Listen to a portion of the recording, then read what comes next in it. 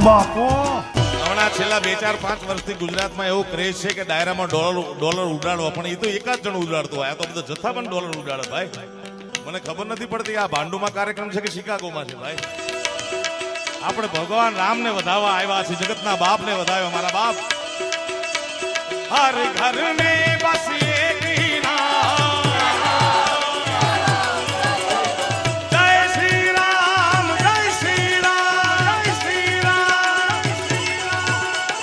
हर घर में बस एक ही नाम, एक ही नारा गूंजेगा, मेरे भारत का बच्चा बच्चा, पूरे भांडू का बच्चा बच्चा,